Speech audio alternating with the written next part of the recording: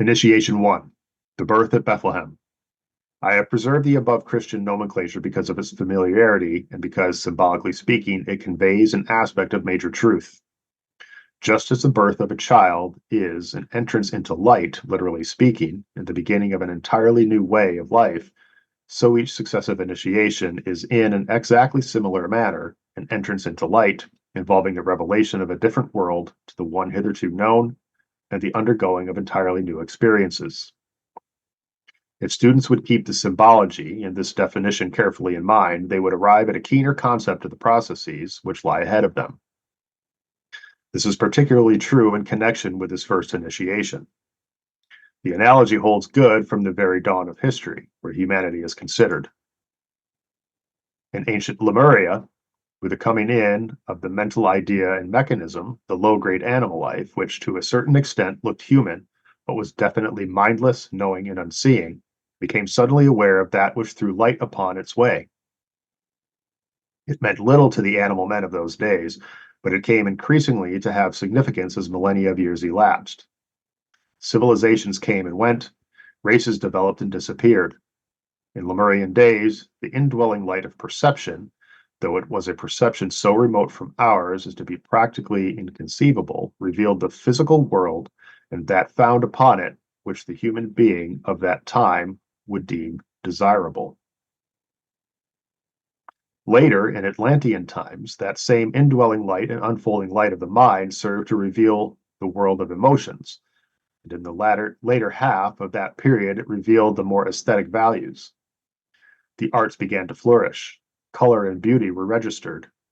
In our more modern Aryan race, the light has revealed the world of thought and has brought us to a synthesis of the senses. These senses were developed in earlier cycles of human living. Each of these three races, in a mysterious manner, has a correspondence on a racial scale to the first three initiations. Today, as we enter the new era, the symbology of the fourth initiation, that of the renunciation, has application. When men face the necessity of renouncing the material values and of substituting the spiritual, the ferment of the initiation process goes on all the time, undermining the materialism of the race of men, revealing more and more of the reality underlying the phenomenal world, the only world recognized by the Lemurians, and at the same time, providing that cultural field of experience in which those sons of men who are ready to do so can undergo the five initiations, technically understood. This is the factor of importance. This, therefore, is our starting point. The historical process can and will reveal the gradual entrance of mankind into ever-expanding lighted areas of consciousness. Into these areas, the way of evolutionary unfoldment has led the race of men right up to the point where there are many, many thousands and millions, if you consider all of humanity, those in incarnation today and those that are out of incarnation upon the inner planes, who have been enabled to step out of the lighted field of three worlds into another area where the light of the mind can be blended with the still greater light of the soul. They have, in past lives, even though recollection may be lacking, undergone the birth experience and initiation. And as a result of this, that which can reveal what the mind is unable to illumine is now developing and functioning within them. The light of life is now available, in a sense far more literally true than you can at this time perceive, and each successive initiation will see this fact more clearly demonstrated.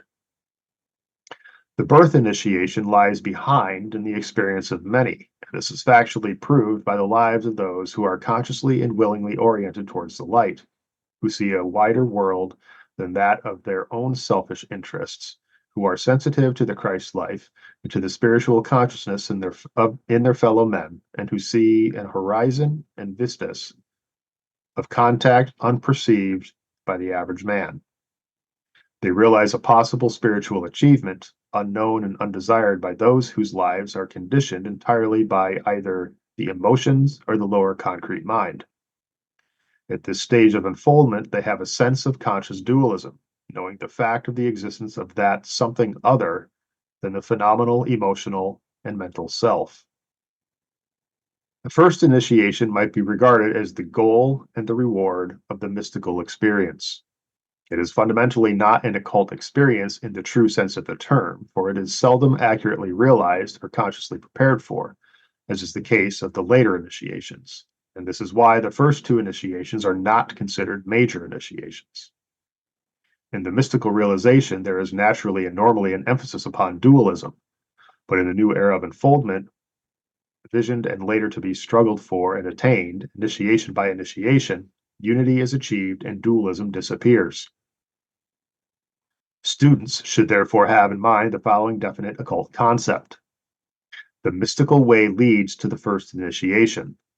Having achieved its purpose, it is then renounced, and the lighted way of occultism is then followed, leading to the lighted areas of the higher states of consciousness. Thus, both ways are seen to be essential.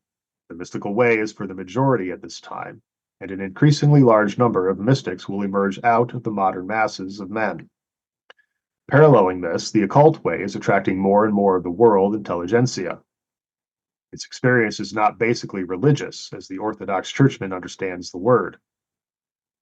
The way of science is as deeply needed by mankind as is the way of religion, for God is found equally on both ways. The scientific way leads the aspirant into the world of energies and forces, which is the true world of occult endeavor, revealing the universal mind and the workings of that great intelligence which created the manifested universe. The new man who has come to birth at the first initiation must and will tread the occult or scientific way, which inevitably leads him out of the world of mysticism into the scientific and assured perception of God as life or energy. The first initiation marks the beginning of a totally new life and mode of living. It marks the commencement of a new manner of thinking and of conscious perception. The life of the personality in the three worlds has for eons nurtured the germ of this new life and fostered the tiny spark of light within the relative darkness of the lower nature. This process is now being brought to a close, though it is not at this stage entirely discontinued, for the new man has to learn to walk, to talk, and to create. The consciousness is now, however, being focused elsewhere. This leads to much pain and suffering until the definite choice is made. A new dedication to service is vouchsafed, and the initiate is ready to undergo the baptism initiation. Members of the new group of world servers should watch with care for all those who show signs of having passed through the birth experience and should help them toward a greater maturity. They should assume that all those who truly love their fellow men, who are interested in the esoteric teaching, and who seek to discipline themselves in order to attain greater beauty of life, are initiate and have undergone the first initiation. When they discover those who are seeking mental polarization, and who evidence a desire and aspiration to think and to know, coupled with the distinguishing marks of those who have taken the first initiation, they can, in all probability, safely assume that such people have taken the second initiation or are on the verge of so doing. Their duty will be clear. It is by this close observation on the part of the world servers that the ranks of the new group are filled. Today, the opportunity and the stimulation are so great that all servers must keep alert, developing in themselves the ability to register the quality for which search must be made, and giving the help and guidance which will weld into one cooperative band those disciples and initiates who should prepare the way for Christ. The first initiation should be regarded as instituting a new attitude towards relationships. This is not yet the case. The relationships hitherto recognized, speaking generally, have been those karmically, physically, and emotionally instituted. They are largely objective and predominantly concern the phenomenal plane with its contacts, duties, responsibilities, and obligations. The new relationships, however, to be increasingly recognized are subjective and may have but little phenomenal indication. They embrace the recognition of those who must be served. They involve the expansion of the individual consciousness into a growing group awareness. They lead eventually to an eager response to hierarchical quality and to the magnetic pull of the ashram. Such a development in the recognition of relationships leads finally to a recognition of the presence of the Christ and to relationship with him. With a recognition of and the relationship to the planetary logos, we need not at this point deal. All these relationships begin in their truest connotation with a correctly realized objective, the birth of the new man. To this the Christ referred when he said, "Except a man be born again, he cannot see the kingdom of God." I am here using the Christian terminology, but prefer to speak of the new man rather than the strictly Christian phrase, the birth of the Christ child in the heart. It is by means of the touchstone of relationships that world servers can contact the initiates and the accepted disciples in the world, and can discover those aspirants who can be helped and trained. Let me bring another point to your attention. In the phenomenal world of the average human being who has not yet passed through the initiatory experience of the rebirth, the emphasis has ever been and is today upon the dual relationship of the sexes, and to this our novels, plays, movies, and affairs of all men bear testimony. Creativity expresses itself mainly through the propagation of the race, brought about through the relation of male and female, or of the positive and negative poles in the human family. This is right and good and part of the divine plan. Even though men have prostituted their capacities and debased their relationships, the basic plan is divine and ideal. After the first initiation, the entire sex relationship shifts gradually and steadily into its proper place as simply a natural phase of existence in the three worlds and as one of the normal and correct appetites, but the emphasis changes. The higher experience and correspondence, that of which physical sex is only the symbol, becomes apparent. Instead of male and female, there emerges the magnetic relationship between the now negative personality and the positive soul, with consequent creativity upon the higher planes. Of this relationship, the head center and the center between the eyebrows, the ajna center, are the agents, and eventually, through the medium of the pituitary body and the pineal gland, they condition the personality, rendering it soul infused. I have given you so much information and initiation in the rays and centers in my many books that there is no need for me to repeat it here. There is, however, great need for you to collect and tabulate the scattered information so that you can register it as a whole. Many who read these instructions and who study the books I have written are in process of preparation for one or other of the initiations, and the entire theme should therefore be of major interest to you. You should decide, at least tentatively, which initiation lies ahead of you, and then discover all you possibly can about it and its prerequisites, endeavoring to make practical application of the imparted information. Either that which I give to you is true or it is not. If true, it is vital to you, to your future progress, and you should aim at achieving a measure of real understanding. You have been taught the activity or the inactivity of the center's conditions, the personality, working through the endocrine system. The energies which the centers channel and the forces which they generate can be controlled and directed by the soul, by the spiritual man. You have likewise been told that the energy of the sacred center, the center most implicated and active at the time of the first initiation, has to be transmuted and raised to the throat center, thereby transforming the physical creative act into the creative process of producing the good, the beautiful, and the true. This is the ABC of your fundamental knowledge, the transmutation of sex. And that transmutative process, men have greatly erred, have approached the subject from two angles. First, they have sought to stamp out natural desire and have endeavored to emphasize an enforced celibacy. They have thus frequently warped the nature and subjected the natural man to rules and regulations which were not of divine intent. Second, they have tried, at the other extreme, to exhaust normal sexual desire by promiscuity, license, and perversions, damaging themselves and laying up the basis for trouble for many incarnations ahead. True transmutation is in reality the achieving of a correct sense of proportion in relation to any phase of human life. And for the race of men today, has particular reference to the sacral center and the energies which bring it into activity. When a proper recognition of the place the sex life should play in the daily life is paralleled by the concentration of thought and at the throat center. That center becomes automatically magnetic and attracts the forces of the sacral center upward through the spine into the place of creative building. The normal sex life is then regulated and not atrophied, and is relegated to its rightful place as one of the usual faculties or appetites with which man is endowed. It is brought under control through the lack of directed interest and is subordinated to the law of the land as regards its relation to its opposite pole, either negative and feminine or masculine and positive. To the aspirant, it becomes mainly the agent for the creation of the vehicles needed for reincarnating souls.